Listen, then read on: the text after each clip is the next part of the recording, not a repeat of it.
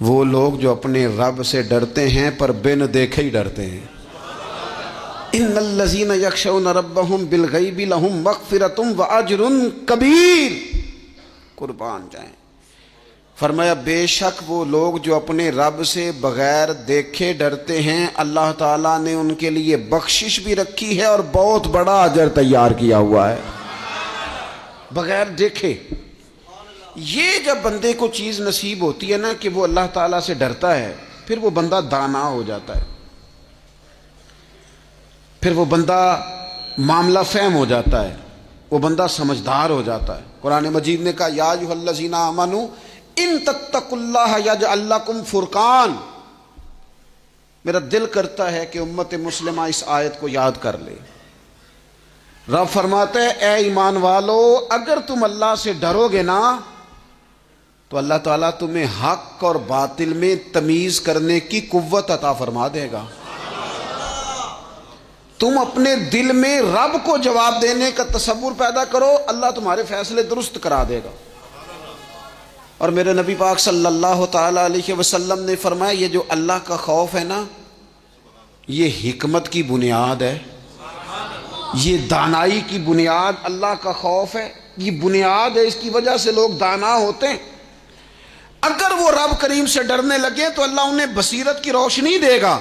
کیوں فیصلے درست تھے سارے سیدنا صدیق اکبر کے؟ اس لیے درست تھے کہ ان کے دلوں میں رب کا خوف موجود تھا۔ بڑی فضیلتیں انہیں حاصل تھیں، بڑی عظمتیں حاصل تھیں، لیکن کسی جگہ بھی کسی مقام پر بھی ان کے قدم لڑکھڑاتے کیوں نہیں تھے؟ بڑے انہوں نے بھی زندگی کے اندر تکلیفیں دیکھی، بڑے بوجھ دیکھے، بڑی دھوپ چھاؤں دیکھی، لیکن مضبوط کیوں رہے؟ حضرت سعد بن ربیع رضی اللہ تعالیٰ عنہ ایک جنگ میں شہید ہو گئے تھے، جنگ احد میں۔ تو ان کی بیٹی ایک دن آئی حضرت صدیق اکبر کے پاس، امیر المومنین کے پاس کسی کام سے، تو جناب سیدنا صدیق اکبر رضی اللہ تعالیٰ عنہ نے نا چادر بچھا کے اس بیٹی کو بٹھایا، اور خود حضرت صدیق اکبر چادر سے نیچے بیٹھ گئے، خود زمین پہ ہیں، اسے آپ نے اعزاز کے ساتھ کپڑے پہ بٹھا رکھا ہے۔ حضرت عمر فاروق رضی اللہ تعالیٰ عنہ آئے اور آ کے عرض کرنے لگے حضور یہ خاتون کون ہے، بیٹی کون ہے جس کو آپ نے اس قدر زیادہ فضیلت کی جگہ پہ بٹھایا ہے؟ تو حضرت صدیق اکبر رضی اللہ تعالیٰ عنہ فرمانے لگے کہ یہ اس شخص کی بیٹی ہے جو تم سے بھی افضل تھا، مجھ سے بھی افضل تھا۔ تو حضرت عمر فاروق رضی اللہ تعالیٰ عنہ عرض کرنے لگے حضور ہم تو یہ سمجھتے ہیں کہ نبیوں کے بعد سب سے افضل آپ ہی ہیں، تو یہ جو آپ سے بھی افضل تھا اس کا کیا معنی ہے؟ تو حضرت صدیق اکبر فرمانے لگے وہ لوگ کتنے افضل تھے جنہوں نے حضور کی موجودگی میں اپنی جان اپنی رب کی بارگاہ میں پیش کر دی۔ حضور کے مقدس ہاتھوں میں جن لوگوں کی روحیں پرواز کر گئیں وہ کتنے بڑے لوگ تھے۔ میری بات کو سمجھیے گا کہ ان لوگوں کے دلوں میں وہ جو عاجزی تھی، وہ جو اللہ تبارک و تعالیٰ کی معرفت تھی، اس نے کس طرح کا بنا دیا۔ ہمارے ہاں یہ مسئلہ بن گیا ہے کہ ہم ہر ایک سے ڈر رہے ہیں، ہر ایک سے، برادری سے، قبیلے سے، داماد سے، بہو سے، فلانے سے، فلانے سے۔ میں نے دیکھا بڑے بڑے لوگ ڈرتے ہیں۔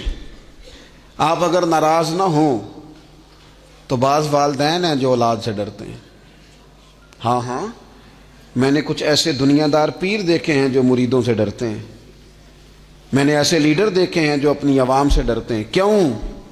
اس لیے کہ میرے نبی پاک علیہ السلام نے فرمایا جو رب سے نہ ڈرے پھر وہ سب سے ڈرتا ہے، اور فرمایا جو رب سے ڈر جائے اللہ مخلوق کا خوف اس کے دل سے نکال دیا کرتا ہے۔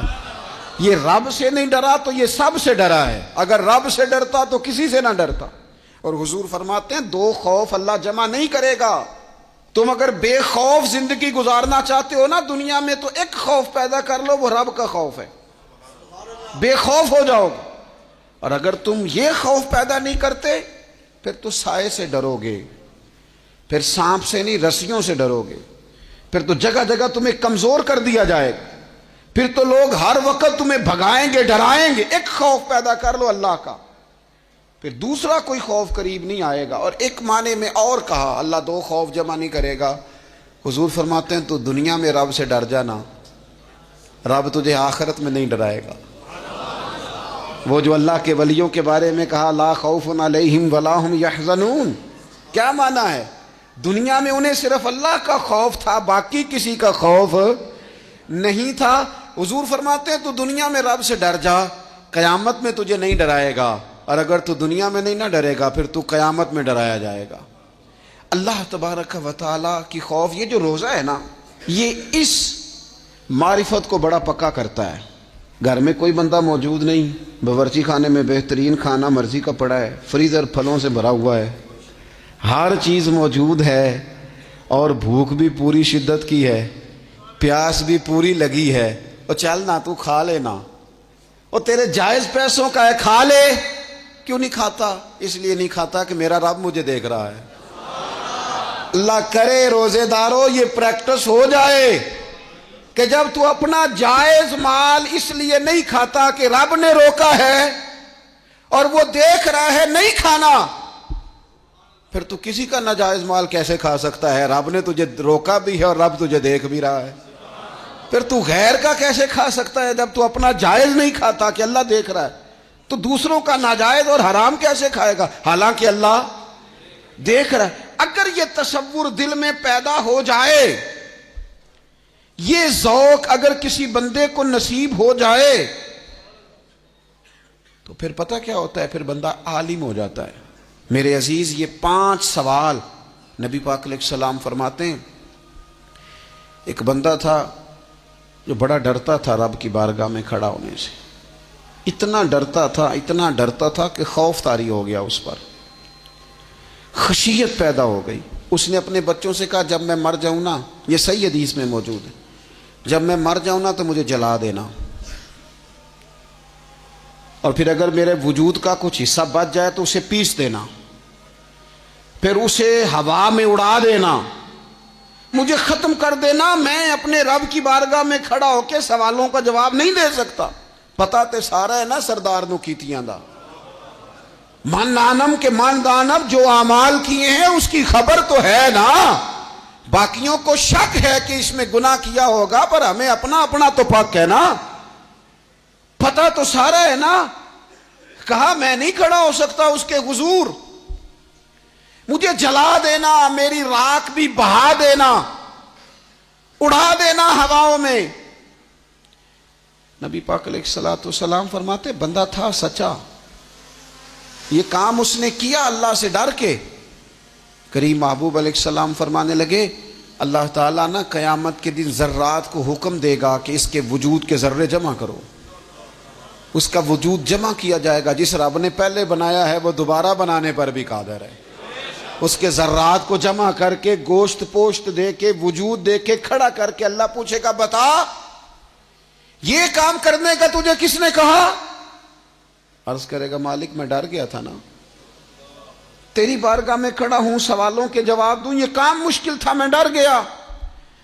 تو نبی پاک صلی اللہ تعالی علیہ وسلم فرمانے لگے، رب فرمائے گا فرشتو یہ میرا بندہ نہ سچ کہتا ہے، یہ واقعی مجھ سے ڈر گیا تھا، گواہ ہو جاؤ میں نے اس کے لیے جنت کا فیصلہ کر دیا۔ اپنی طبیعت میں، اپنے مزاج میں، اور یہ خوف خدا گھر سے شروع کریں۔ بیوی سے گفتگو کرتے بھی اللہ سے ڈریں، ماں باپ کے حقوق ادا کرتے بھی اللہ سے ڈریں۔ اگر اللہ نے آپ کو وسعت دی ہے، بہن بھائی کمزور رہ گئے ہیں تو اللہ سے ڈریں اس مسئلے میں۔ اگر اللہ تعالیٰ نے آپ کو کسی شخص کے اوپر حاکم بنایا ہے، کوئی آپ کا ملازم ہے، کسی شخص کو آپ کے پاس ڈیوٹی کرنا پڑتی ہے تو اس کے بارے میں اللہ سے ڈریں۔ میرے نبی پاک علیہ السلام نے اپنے ظاہری وصال کے وقت جو وصیتیں فرمائی تھیں، فرمایا تھا عورتوں کے بارے میں رب سے ڈرنا، اپنے غلاموں کے بارے میں، ملازمین کے بارے میں رب سے ڈرنا، اور آپ کے پاس میرے پاس جو امانتیں ہیں ان امانتوں کے بارے میں رب سے ڈرے۔ اور ہمارے پاس جو دین کی امانت آئی ہے، ہمیں جو نبی پاک کا امتی بنایا گیا ہے، ہمیں جو کہا گیا ہے کہ تم رسول اللہ صلی اللہ علیہ وسلم کے اعلیٰ اخلاق پہ عمل کرنا، تو ڈرو نہ اس بات سے۔ اتنے عظیم رسول کے امتی ہو کر ہمارے حالات کیا ہیں، ہماری کیفیات کیا ہیں؟ آپ یقین کریں زندگی گزر گئی لوگوں کی روتے پر دنیا داری کے لیے، گھر کے حالات کے لیے، اپنی عزت کے لیے۔ کاش کبھی رب کے لیے بھی روئے ہوتے، کبھی اس کے خوف میں روئے ہوتے۔ نبی پاک علیہ السلام کے صحابہ پر نہ خوف طاری تھا اللہ کا، اور وہ خوف غلبہ کرتا تھا، باتوں میں نہیں، تقریروں میں نہیں، نشستن گفتن برخاستن نہیں، لوگوں کو دکھانے بتانے کے لیے نہیں، اپنے دنیاوی معاملات کو بہتر کرنے کے لیے نہیں، بلکہ رب کا خوف ان لوگوں پر طاری ہوتا تھا۔ اللہ کے محبوب علیہ السلام نے نا آیہ مقدسہ تلاوت کی، یا ایھا الذین آمنوا قوا انفسکم واہلیکم نارا وقودھا الناس والحجارہ، اے ایمان والو خود بھی دوزخ کی آگ سے بچو اور اپنے گھر والوں کو بھی بچاؤ، اور اس آگ سے بچو جس کا ایندھن آدمی اور پتھر ہیں۔ تو ایک نوجوان صحابی نے سنا تو وہ ڈر گئے، کانپ گئے، اتنا ڈرے کہ کانپ کر بے ہوش ہو گئے قرآن پاک سن کر۔ حضور علیہ السلام نے ان کے دل پر ہاتھ رکھا تو دل دھڑک رہا تھا۔ حضور فرمانے لگے، پڑھنا کلمہ لا الہ الا اللہ محمد الرسول اللہ صلی اللہ تعالی علیہ وسلم۔ صحابہ نے عرض کی، یا رسول اللہ صلی اللہ علیہ وسلم جی ہم سے سبقت لے گیا۔ حضور فرمانے لگے، یہ رب سے ڈرا ہے، رب نے اس کے لیے جنت کا فیصلہ فرما دیا۔ جب انسان کبھی رو پڑے نا اللہ، میں آپ سے عرض کروں، رونا بھی بڑا ضروری ہے۔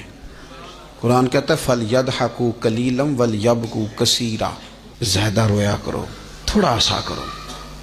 زیادہ ہنسنے سے دل مردہ ہوتے ہیں، تھوڑا سا نا کبھی تنہائی میں بیٹھ کے اپنے رب کو، کسی نے کہا تھا کہ الجھے ہوئے لوگوں سے گریزاں نہ ہوا کر، اور حالات کی قبروں کے یہ کتبے بھی پڑھا کر، ہر وقت کا ہنسنا تجھے برباد نہ کر دے، تنہائی کے لمحے ہوں تو کبھی رو بھی لیا کر۔ کبھی اکیلے میں نا رونا بھی چاہیے۔ یہ جو رونا ہوتا ہے نا، رونا دل دی میل گواوے، نالے وچھڑے یار ملاوے۔ کبھی نہ بندے کو رونا، حضرت سعدی شیرازی نا سخی بڑے تھے، تو قرضہ اٹھا اٹھا کے بھی سخاوت کرتے تھے۔ ایک دن سارے لوگ آ کے بیٹھ گئے، بابا ہمارے پیسے دے۔ وہ سارے لوگ آ کے جمع ہو گئے، انہوں نے کہا بابا پیسے، وہ سارے پیسے مانگ رہے ہیں۔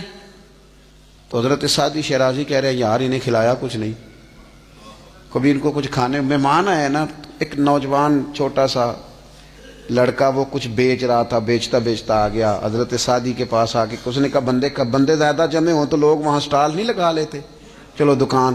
وہ آگے آ کے اس نے کہا کچھ لینا ہے؟ فرمانے لگے لینا ہے، یہ میرے جتنے مہمان بیٹھے ہیں ان کو کھلا دو۔ اس نے وہ سارا کھلا دیا۔ کہنے لگا پیسے؟ تو فرمانے لگے بیٹھ جا تو بھی، یہ بھی سارے پیسے لینے آئے ہیں، ان کو ملیں گے تجھے بھی ملیں گے۔ اس نوجوان نے رونا شروع کر دیا، کہنے لگا میں تو یتیم ہوں، میری تو بہنیں انتظار کر رہی ہیں کہ 4 پیسے لائے گا، میری اماں نے تو دوائی کھانی ہے۔ حضرت سعدی پریشان ہو گئے، بندوبست کرنے لگے۔ اس کے چند آنسو گرے تھے کہ آپ کا ایک عقیدت مند آیا، اس نے آ کے عرض کی حضور بڑے دنوں سے حاضر ہونا چاہتا تھا، یہ نذرانہ تو رکھ لے تھوڑا سا۔ وہ اتنے زیادہ پیسے تھے کہ حضرت سعدی شیرازی نے اس نوجوان کو بھی دی، اور جتنے لوگ پیسے لینے آئے تھے سب کا قرضہ ادا کر دیا۔ ایک بندہ نا پیسے لینے آنے والوں میں کوئی درد دل والا تھا، اللہ کرے کوئی درد دل والا بھی ملے۔ وہ حضرت سلطان صاحب کہتے ہیں رب دا طالب کوئی نہ ملیا، اے تے جو ملیا طالب زردہ ہو۔ وہ درد دل والا بندہ تھا، تو کہنے لگا بابا جی سمجھ نہیں آئی، ہم روز آتے تھے پیسے نہیں ملتے تھے، آج کیسے مل گئے؟ تو حضرت فرمانے لگے مل اس لیے گئے ہیں کہ تم میں رونے والا کوئی نہیں تھا نا، رونے والا ایک بھی ہو تو باقیوں کا بھی کام بن جائے۔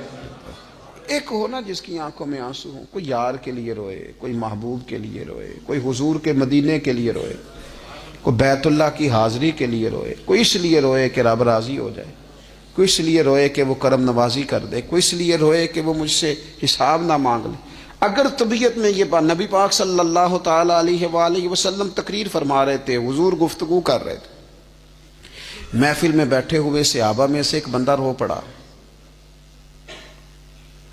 اللہ کے پیارے رسول صلی اللہ تعالی علیہ وسلم نے اس ایک شخص کے رونے پر ارشاد فرمایا، اگر آج تمہارے درمیان وہ تمام مومن موجود ہوتے جن کے گناہ پہاڑوں کے برابر ہیں، تو اللہ تعالیٰ اس بندے کے رونے کی برکت سے سب کے گناہوں کو معاف فرما دیتا۔ حضور فرمانے لگے یہ رویا ہے نا تو فرشتوں نے رب کی بارگاہ میں دعا کی ہے، مالک اس کی وجہ سے نا دوسروں کو بھی معافی عطا فرما دے، اس کی شفاعت قبول کر لے دوسروں کے حق۔ میرے دوستو، اپنے دل کو خشیت والا کریں۔ دل نہ سخت ہو گئے ہمارے، کیسے نرم ہوں گے؟ قرآن پاک پڑھنے سے۔ دل کیسے نرم ہوں گے؟ اللہ کا ذکر کرنے سے۔ دل کیسے نرم ہوں گے؟ قبرستان جانے سے، اپنوں کی قبریں دیکھنے سے۔ دل کیسے نرم ہوں گے؟ کبھی ہسپتال کا چکر لگا کے آؤ، دیکھو طبیعت کیسے نرم ہوتی ہے۔ دل کیسے نرم ہوگا؟ کسی کے دکھ کو دکھ سمجھنے سے۔ دل کیسے نرم ہوگا؟ اللہ کی مخلوق سے محبت کرنے سے۔ دل کیسے نرم ہوگا؟ تنہائی میں رب کی بارگاہ میں رونے سے۔ دل کیسے نرم ہوگا؟ خالص اللہ کی رضا سے کسی کی خدمت کرنے سے۔ دل کیسے نرم ہوگا؟ یتیم کے سر پہ ہاتھ پھیرنے سے۔ دل کیسے نرم ہوگا؟ جب ہم اپنے مالک کی بارگاہ میں بیٹھ کے لمبی دعائیں مانگیں گے۔ دلوں کو نرم کرنے کی طرف لاؤ، اللہ کا خوف خشیت اپنی طبیعت میں پیدا کرو۔ اس سے پہلے کہ تندرست جسم بیمار ہونے لگیں۔ ڈاکٹر کہتے ہیں پتہ ہی نہیں چل رہا، رپورٹیں تو ٹھیک ہیں ساری، سمجھ نہیں آ رہی۔ ہمارے ہاتھوں سے کئی لوگ نکل گئے، کوئی پتہ نہیں چلا۔ دیر کے بعد خیال آیا کہ صبح بتایا تھا ڈاکٹر نے کہ تو لاہور چلا جا، یہ کبھی رات کو بتا دیتا نا۔ ہاتھوں سے نکل گئے بڑے لوگ، بڑی چیزیں نکل گئیں۔ ہماری تیاری ہے سب کی، وہاں جانے سے کسی کو مفر نہیں اور کسی کو مکر نہیں، جانا ہے۔ اپنی زندگی کے اندر خشیت الہی، کچھ کام فقط اس لیے چھوڑ دیں، کوئی ہمیں روکنے والا نہیں، ٹوکنے والا نہیں، منع کرنے والا نہیں، دیکھنے والا نہیں، اس لیے چھوڑ دو کہ میرا رب نہ ناراض ہو جائے۔ کسی کی ہمیں مجبوری نہیں، کسی کی ہمیں پابندی نہیں، کوئی کسی کی طاقت نہیں ہمیں کہہ سکے، لیکن کچھ کام فقط اس لیے شروع کر دو کہ میرا اللہ راضی ہو جائے، میرے محبوب پاک اس سے خوش ہو جائیں۔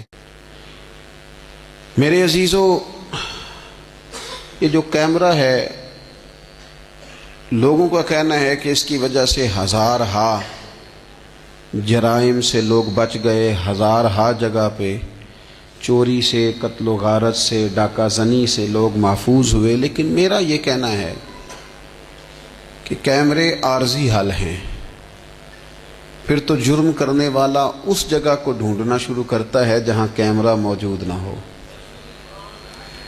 پھر وہ کسی وجہ سے نیک بھی ہوتا ہے تو وقتی اور جزوی طور پر ہوتا ہے کہ یہاں چونکہ کیمرہ لگا ہے یہاں میں احتیاط کر لیتا ہوں، تھوڑا آگے بڑھتا ہوں، وہاں نہیں لگا تو وہاں میں کوئی معاذ اللہ جرم کر لیتا ہوں۔ یہ مستقل حل نہیں۔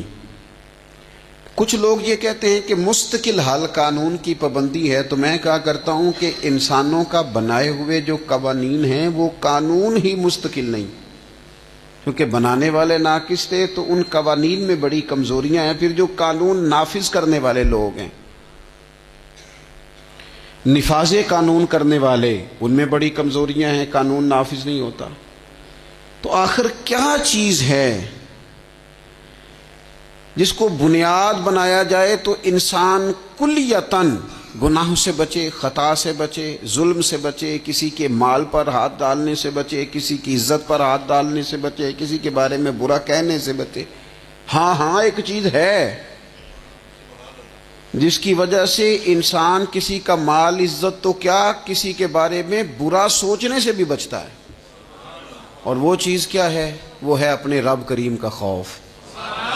اگر اسے نصیب ہو جائے نا کہ میرا مالک مجھے دیکھ رہا ہے، اور وہ دیکھ رہا ہے جو حی بھی ہے، جو قیوم بھی ہے، وہ دیکھ رہا ہے جسے نہ اونگ آتی ہے نہ نیند آتی ہے، وہ میرا مالک مجھے دیکھ رہا ہے، تو پھر انسان مکمل اجتناب کرتا ہے، خطاؤں سے بچ جاتا ہے۔ ہمارے صوفیاء فرماتے ہیں کہ کسی بندے کے دل میں نا،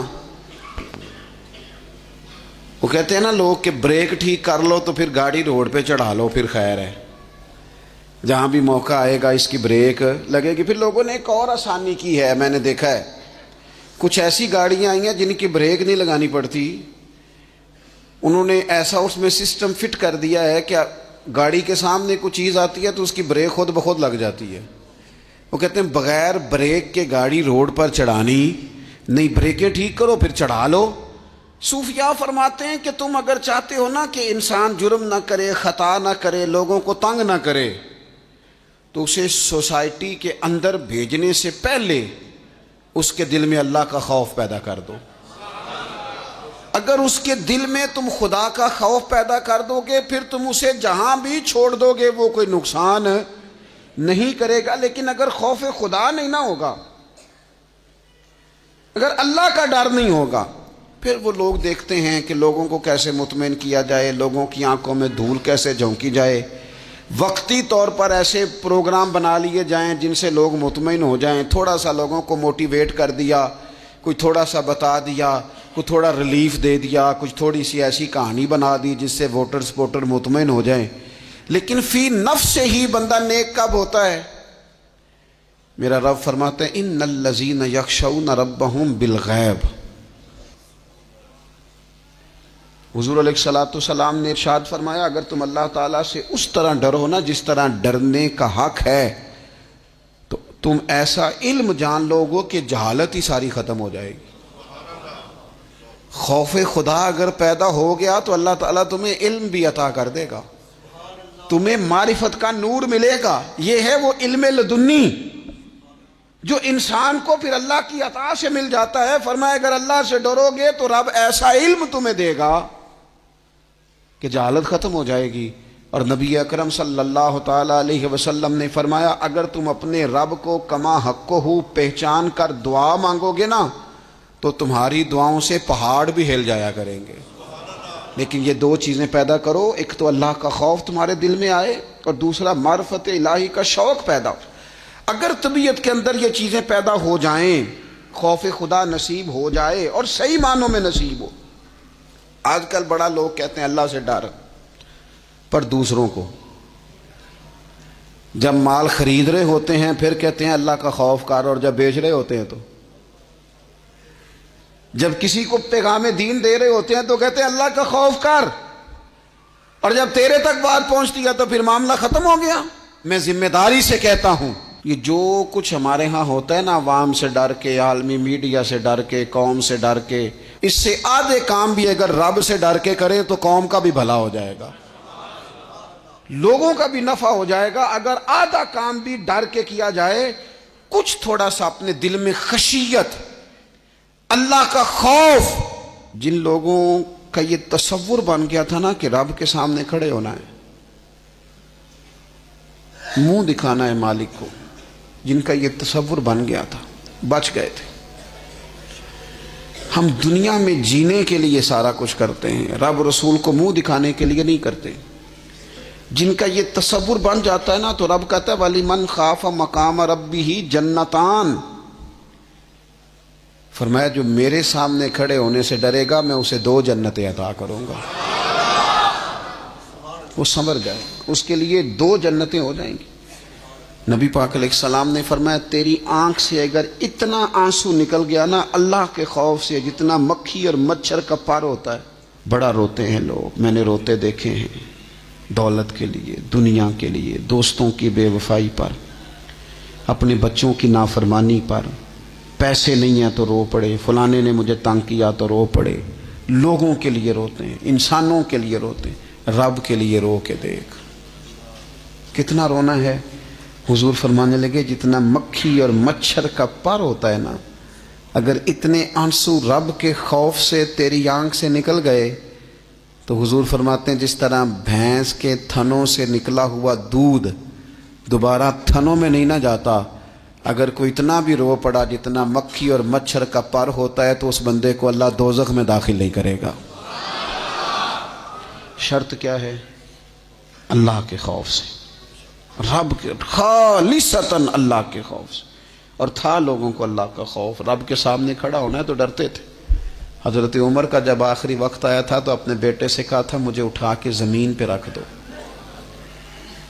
میں اپنی پیشانی زمین پہ رکھ کے اپنے رب سے معافی مانگوں۔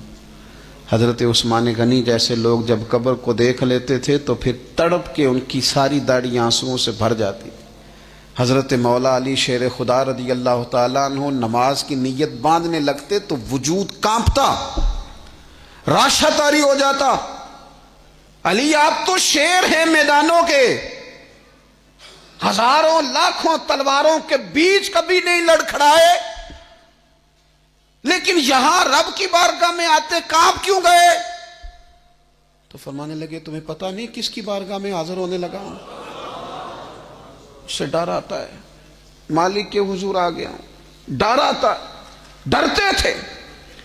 میرے نبی پاک علیہ السلام نے فرمایا اللہ کا خوف یہ دانائی ہے، یہ حکمت ہے۔